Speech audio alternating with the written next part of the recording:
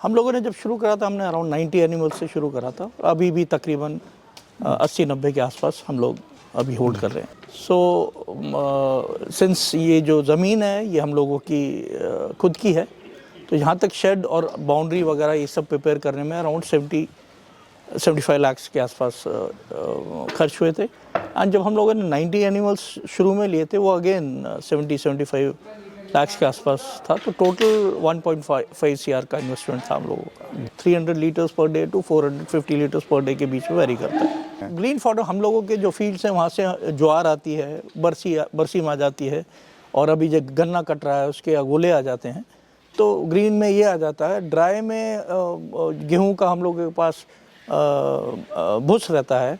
फिर अभी जैसे पैडी कट रहा है तो उसका पुराली आ रही है, तो ये उसमें हो जाता है। बाकी चोकर हुआ, चने की चूरी हुई, ये सब हम लोग एज ड्राई फॉडर मार्केट से खरीद के इसको सप्लीमेंट करना।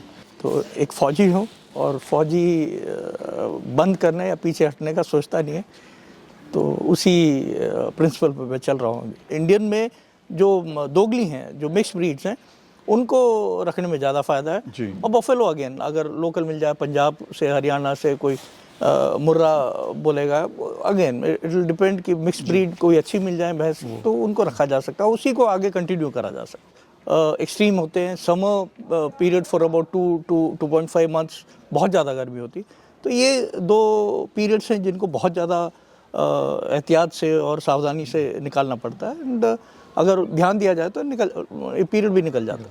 सर सलाम वालेकुम। वालेकुम अस्सलाम। कैसे हैं सर? बिल्कुल ठीक, आप कैसे हैं? मैं भी ठीक हूँ सर। थोड़ा सा अपना और अपने फार्म का परिचय दीजिए, हम लोग कहाँ पे खड़े हैं, क्या फार्म की लोकेशन हुई सर? ये फार्म सलापुर में है और मेरा नाम गुलफाम ज़कारिया है। जी। और ये फार्म हम लोगों ने अब से 6-6.5 साल पहले शुरू करा था।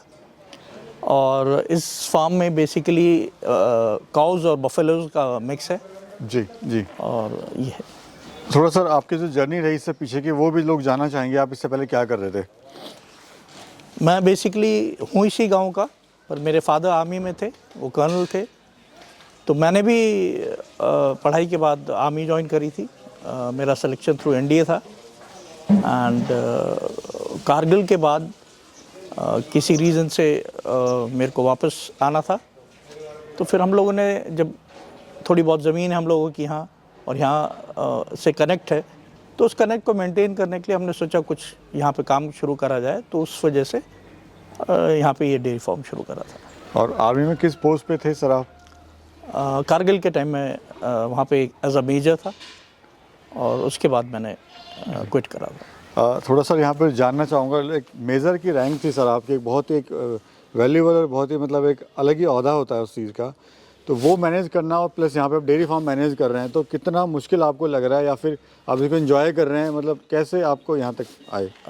जहाँ तक आर्मी थी वो तो मेरा पैशन था जी। एंड अपने देश को सर्व करना एनी डे एक बहुत अलग इमोशन है।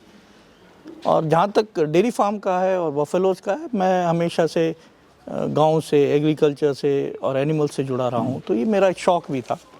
तो टोटल सर कितने एनिमल हैं अभी? शुरुआत कितने एनिमल से आपने करी थी? हम लोगों ने जब शुरू करा था हमने अराउंड 90 एनिमल से शुरू करा था। अभी भी तकरीबन 80-90 के आसपास हम लोग अभी होल्ड कर रहे हैं।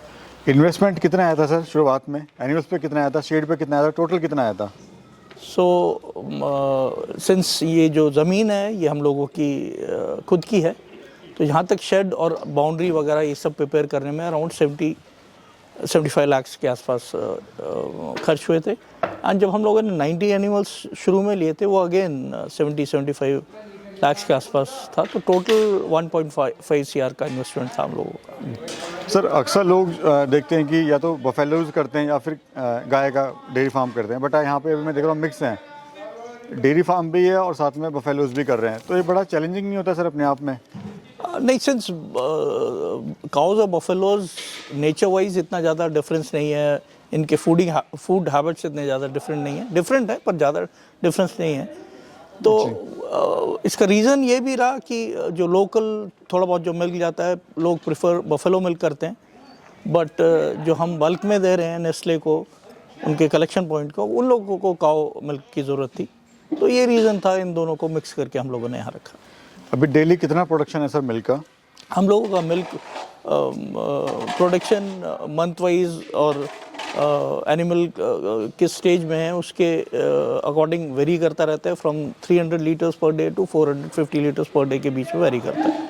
सर अक्सर देखा गया है जो लोग हैं वो डेयरी फार्म चला नहीं पाते, क्योंकि या तो उनको वो अपना दूध सेल नहीं कर पाते या फिर उचित जो रेट है वो उनको मिल नहीं पाता है। तो रीज़न क्या होता है सर, क्यों ऐसा मतलब? इसका बहुत बड़ा रीज़न है जो फॉडर का जो चार्जेस हैं, फॉडर है, इसका ड्राई फॉडर है, और वेटनरी जो एक्सपेंसेस है वो आजकल बहुत ज़्यादा एक्सपेंसिव पड़ रहा है। मिल्क रेट्स उसके कंपैरिजन में उतना इंक्रीज़ हुआ नहीं है। सो जो वीज़ा कॉस्ट अगर दोनों का देखा जाए, एनिमल्स को मेंटेन करने का कॉस्ट बहुत ज़्यादा हो गया है। तो दैट इज़ एक रीज़न जिसकी वजह से इतना सक्सेसफुल प्रोजेक्ट रहा नहीं है। काफ़ी जो आसपास के मेरे जानने वालों के प्रोजेक्ट्स हैं उन लोगों ने बंद कर दिए हैं। सर मार्केटिंग बहुत बड़ा इश्यूज़ है इसमें, और तो किस तरह से लोग, अगर अपना एक्सपीरियंस बताइए, किस तरह से लोग जो है मार्केट बनाएं अपनी, और कहाँ सेल वगैरह करें ताकि उनको जो फार्म है प्रॉफिट में जाए? इसका जो मार्केटिंग है, अगर हम लोग इस समझते हैं ऑलमोस्ट एवरी हाउस होल्ड को दूध की ज़रूरत पड़ती है, तो मार्केट पर से की प्रॉब्लम नहीं है, पर इसका जो डिस्ट्रीब्यूशन सिस्टम है हम लोगों का ऑर्गेनाइज नहीं है। जैसे जो छोटे डेयरी फार्म्स वगैरह हैं, अगर वो रिटेल में जाते हैं या फिर एक क्वांटिटी सेल करते हैं, तो वो सिंस ऑर्गेनाइज नहीं है, मनी फ्लो और मनी वापस आने का सिस्टम बहुत ज़्यादा डिसऑर्गेनाइज्ड है। तो इस बेस में क्या होता है, काफ़ी पैसा वापस रिकवर नहीं होता है। दूसरा इसमें बहुत बड़ा प्रॉब्लम क्या है, मिल्क को अगर हम समझते हैं तो जो भी सफ़ेद है वो मिल्क है। तो उस कंसेप्ट में लोग मिल्क में बहुत ज़्यादा करप्शन हो रहा है। इसमें पानी मिल रहा है, बाकी आप लोग सोशल मीडिया में देखते हैं क्या क्या इसके साथ हो जाता है। तो वो ट्रस्ट वाला जो फैक्टर है वो बहुत ज़्यादा डिमिनिश कर गया है। तो जहाँ अगर हम जिस तरह से हम लोग मिल्क सेल करते हैं, अगर जो हमें प्रोड्यूस एनिमल से मिल रहा है उसी को हम अगर आगे बिक्री करें तो उसमें कॉस्ट जो है उसका वो रिकवर नहीं हो रहा है, और जो लोग उसको उसमें करप्शन करके कर रहे हैं उसकी वजह से आगे ट्रस्ट फैक्टर ख़त्म हो गया। Right sir, right. तो एक प्रॉब्लम ये है। अभी खाने में सर आप मेरे को क्या दे रहे हैं, लाइक ग्रीन फॉडर में क्या दे रहे हैं और ड्राई में क्या दे रहे हैं? ग्रीन फॉडर हम लोगों के जो फील्ड्स हैं वहाँ से ज्वार आती है, बरसी में आ जाती है, और अभी जो गन्ना कट रहा है उसके अगोले आ जाते हैं, तो ग्रीन में ये आ जाता है। ड्राई में गेहूं का हम लोगों के पास भुस रहता है। फिर अभी जैसे पैडी कट रहा है तो उसका पुराली आ रही है, तो ये उसमें हो जाता है। बाकी चोकर हुआ, चने की चूरी हुई, ये सब हम लोग एज ड्राई फॉडर मार्केट से खरीद के इसको सप्लीमेंट करना। सर शुरुआत में आपको इसमें समस्याएं क्या क्या आई थी जब आपने काम स्टार्ट किया था? तो शुरू में जब एनिमल्स वगैरह आए थे तो सबसे बड़ा फैक्टर क्या होता है, उसको समझने में, उसके लिविंग हैबिट्स में, कैसे बीमार होता है, क्या होता है, फिर वो एनिमल खाली नहीं रह जाए। तो ये सारी चीज़ें विद टाइम ही आदमी सीख पाता है। आप कितना ही उसको थ्योरी में पढ़ लीजिए, कुछ लीजिए, बट द प्रैक्टिकल प्रॉब्लम्स होती हैं वो वंस आप उसके साथ रहने लगे, उसमें इंटरेस्ट लेने लगे, जब भी आप उसको कर पाते हैं, कर पाएंगे।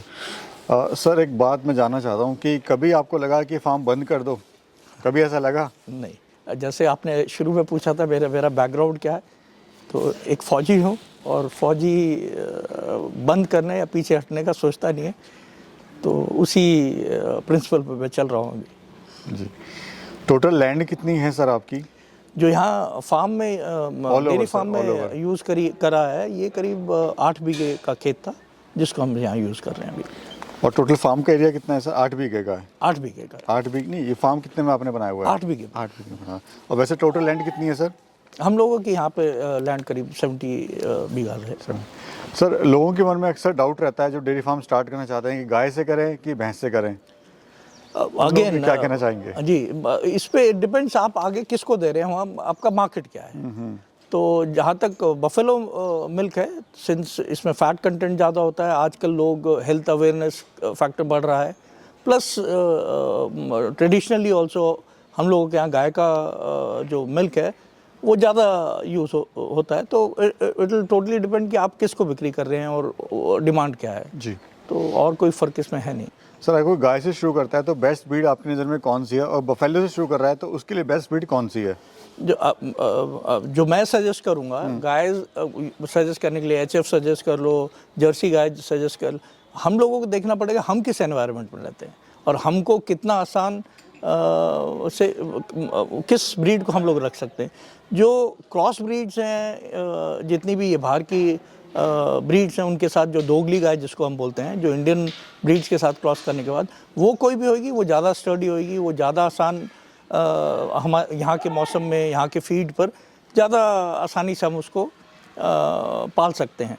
वेयरएज अगर बिल्कुल प्योर ब्रीड्स एचएफ जो बेहतर ब्रीड बताई जाती है उनको रखा जाए तो उनकी कंडीशंस के लिए उतना ज़्यादा खर्चा करना पड़ेगा, उतना ज़्यादा ध्यान, वेटनरी जो फैक्टर है वो बढ़ जाता है। तो उस वजह से मैं तो सजेस्ट करूँगा जो इंडियन ब्रीड्स, इंडियन में जो दोगली हैं, जो मिक्स ब्रीड्स हैं, उनको रखने में ज़्यादा फ़ायदा है। और बफेलो अगेन अगर लोकल मिल जाए, पंजाब से, हरियाणा से कोई मुर्रा बोलेगा, अगेन इट विल डिपेंड कि मिक्स ब्रीड कोई अच्छी मिल जाए भैंस तो उनको रखा जा सकता है, उसी को आगे कंटिन्यू करा जा सकता है। सर अगर पर एनिमल की बात करें तो फीडिंग में क्या कॉस्ट आ रही है, कितने का वो दूध दे रही है, प्लस कितना उससे हमें प्रॉफिट मिल रहा है?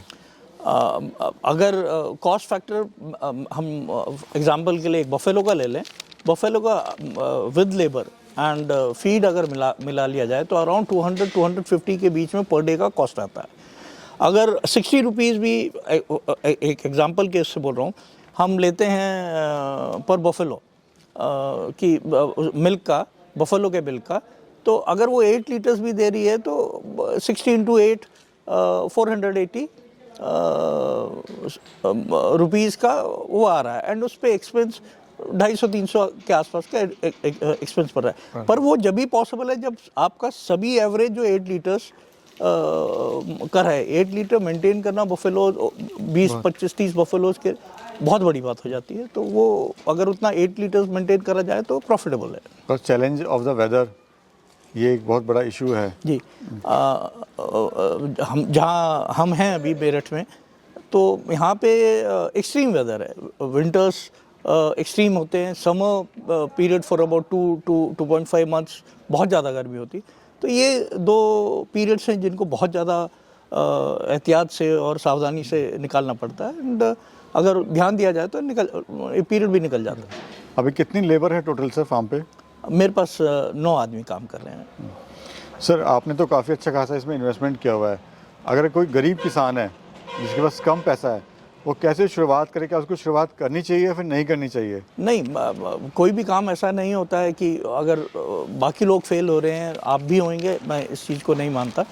छोटे लेवल पे अगर आदमी शुरू करता है तो ये देखे कम से कम 2 या 3 एनिमल्स के साथ शुरू करे एंड वो इस तरह से उनको मेंटेन करके चले कि एक स्पेसिफिक क्वांटिटी उसको मिल्क मिलता रहे। और अगर उसको मेंटेन करके चलता है और अपने आप करता है, जैसे छोटे लेवल से शुरू करता है, खुद मेंटेन करता है, लेबर की उसको ज़रूरत नहीं पड़ती है, या घर में बेटा है या लोग हैं जो और उसका इन्वेस्टमेंट शेड में और बाकी चीज़ों में नहीं है, तो 2 या 3 एनिमल्स के साथ भी वो अपनी फैमिली को सस्टेन कर सकता है। जी जी। फ्यूचर प्लान क्या है सर अभी आपका? नहीं, एज ऑफ नाउ हम लोग आगे जो पहले प्लान करा था हम लोगों ने पास्चराइजिंग प्लस फिर मिल्क पाउडर और बाय प्रोडक्ट्स का सोचा था कोविड से पहले। कोविड में समय हम लोग होल्ड कर गए थे। उसके बाद जो मार्केट है हम लोग ब्रेक इवन पे चल रहे हैं, तो इतना ज़्यादा कॉन्फिडेंस डेवलप नहीं हुआ। और अगर लगता है आगे तो हम लोग बाय प्रोडक्ट्स में जाना चाहेंगे। Thank you so much sir. Thank you, आपने समय दिया और बहुत अच्छी जानकारी हमारे किसान भाइयों को दी, उसके लिए बहुत बहुत शुक्रिया आपका।